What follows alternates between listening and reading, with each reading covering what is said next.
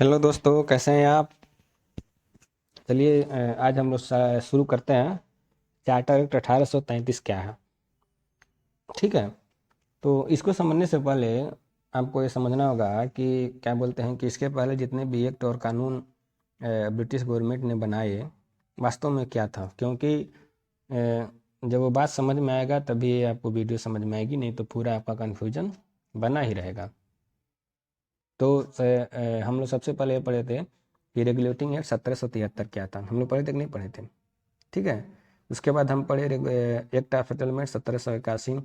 उसके बाद हम लोग पढ़े पिट्स इंडिया एक्ट 1784, जिसमें यह कहा गया कि भाई कंपनी के व्यापारिक मामला कोई और देखेगा और कंपनी का राजनीतिक मामला कोई और देखेगा। मतलब यहाँ से द्वैध शासन की शुरुआत कर दी गई। ठीक है। उसके बाद हम लोग पढ़े चार्टर एक्ट 1813। चार्टर एक्ट 1813 तो ऐसा था कि जब तक आप इसको नहीं पढ़ेंगे और साथ ही पिट्स इंडिया एक्ट, तब तक आपको क्या बोलते हैं कि चार्टर एक्ट 1833 समझ में आएगा ही नहीं। बस समझ में आ रहा है। तो इसमें जो चार्टर एक्ट 1813 था, उसमें था कि क्या बोलते हैं कि कंपनी का जो एक अधिकार था कि नहीं कंपनी इसी भारत में व्यापार करेगी, तो उसके एक अधिकार को बंद करके यह कहा गया कि नहीं कंपनी भारत में व्यापार नहीं करेगी, लेकिन कंपनी भारत में व्यापार व्यापार तो करेगी ही, लेकिन कंपनी के साथ साथ जितने ब्रिटिश वासी हैं और जो भी भारत में व्यापार करना चाहते हैं वो भी व्यापार करेंगे। मतलब 1813 चार्टर एक्ट के तहत कंपनी के साथ साथ पूरे ब्रिटिश वासियों को भी ये मौका दिया गया कि वो भी भारत में क्या करें, व्यापार करें।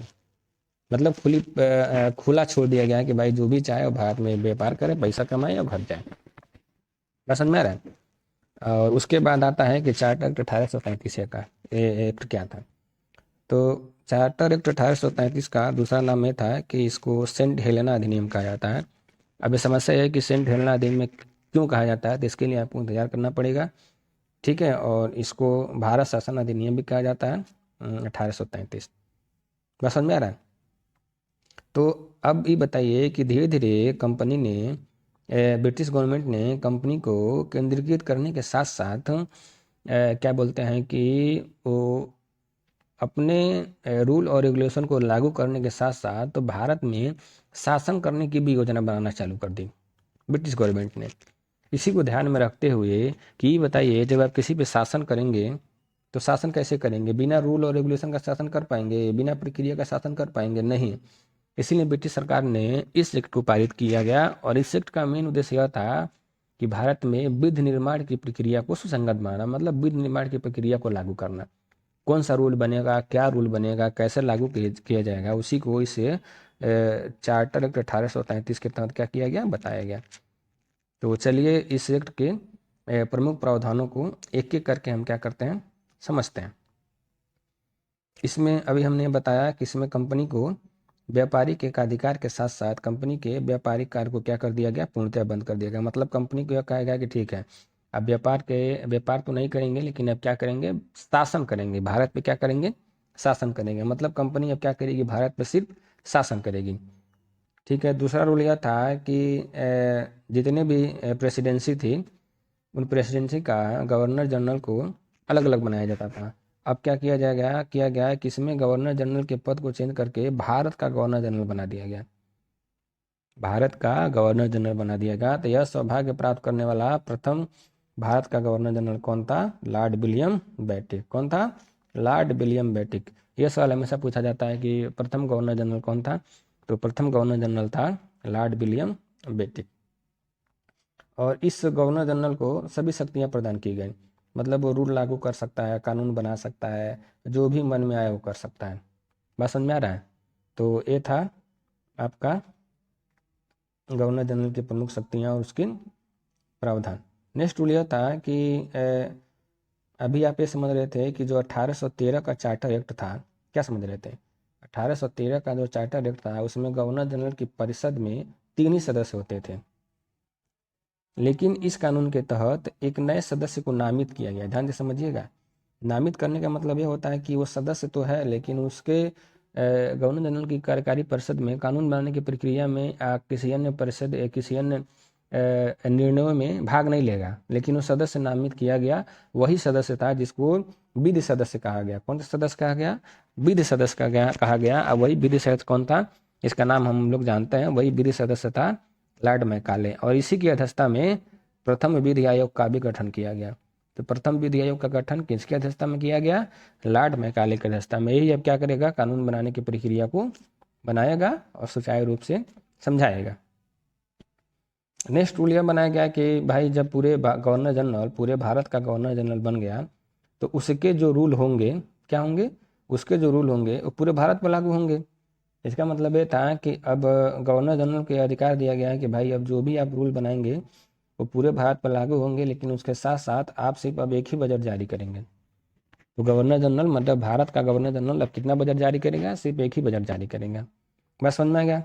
नेक्स्ट ये था कि इसमें, ये सबसे बढ़िया है, हमको तो अच्छा लगा और आपको भी अच्छा लगेगा। इसमें ये था कि पहली बार भारत में सिविल सेवकों के चयन के लिए खुली प्रतियोगिता का आयोजन कराने का प्रावधान किया गया। ध्यान से समझिएगा, इसमें प्रावधान किया गया।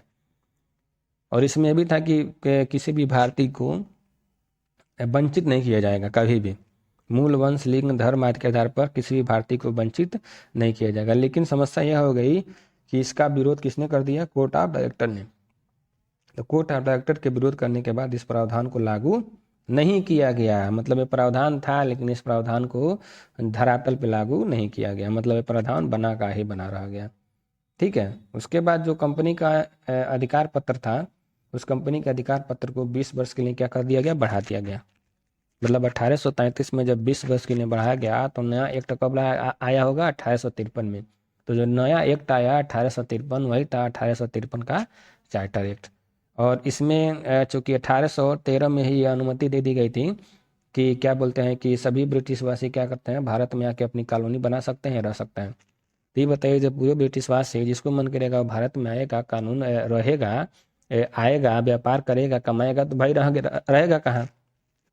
तो इस सन तक आते आते बहुत ज़्यादा ब्रिटिशवासी हो गए थे।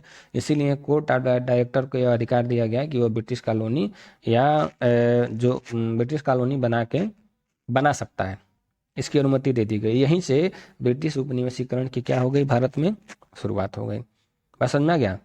अब देखिए नेक्स्ट ये था, ये भी बढ़िया था कि इसमें ब्रिटिश सरकार ने यह किया कि जितने भी ब्रिटिश आधिपत्य क्षेत्र थे यहाँ का, ये पूरे भारत में गुलामी और दासता को पूर्णतया बंद कर दिया गया। मतलब अब गुलामी और दासता नहीं होगी, कोई किसी को गुलाम नहीं बनाया गया और कोई कभी गुलाम नहीं रहेगा। बात समझ में आ गया? अब देखिए नेक्स्ट क्या था। नेक्स्ट ये था कि जब एक गवर्नर जनरल पूरे भारत का बन गया तो अलग अलग प्रेसिडेंसी अपना अपना विधि निर्माण कर सकती हैं, नहीं कर सकती हैं। इसीलिए जितने भी प्रेसिडेंसी थी, मद्रास था, बम्बई था, इन सभी प्रेसिडेंसियों के विधायी कार्यों को क्या कर दिया गया? मतलब विधायी कार्य नहीं बना सकते हैं, क्योंकि ये क्या होता था, सब लोग अलग अलग अपना कानून बनाते थे और कहीं ना कहीं ये कानून क्या जाता है, आपस में क्लैश हो जाता था, जिससे विवाद की स्थिति बन जाती थी। इसीलिए ब्रिटिश गवर्नमेंट ने कहा है कि नहीं, अब कोई कानून नहीं बनेगा, सिर्फ जो भारत का गवर्नर जनरल है वही कानून बनाएगा, वही कानून क्या करेगा? लागू करेगा। बात समझ में आया? तो ये था आपका 1833 का चार्टर एक्ट। ठीक है। इसमें सबसे बड़ी बात यह है कि इसमें समस्या क्या होती है? इसमें समस्या ये होता है कि कोर्ट ऑफ डायरेक्टर क्या है, बोर्ड ऑफ कंट्रोल क्या है। तो इसको समझने के लिए सबसे पहले आपको एक्ट ऑफ सेटलमेंट पढ़ना पड़ेगा और एक्ट ऑफ सेटलमेंट के साथ रेगुलेटिंग एक्ट पढ़ना पड़ेगा, पिट्स इंडिया एक्ट को पढ़ना पड़ेगा और आपको राइटिंग भी करनी पड़ेगी। आप लिखिए ज़रूर। अगर आप सोच रहे हैं कि नहीं हम किताब उठा ले रहे हैं और बिना 20 बार उसको पढ़ रहे हैं और याद कर ले रहे हैं, तो कभी भी आपका कन्फ्यूजन दूर नहीं होगा और हमेशा आप कन्फ्यूजन में ही बने रहेंगे। इसीलिए आप इसकी राइटिंग जरूर करिए और इस बात का ध्यान रखिए कि क्या क्या आपको मेंशन करके याद करना है।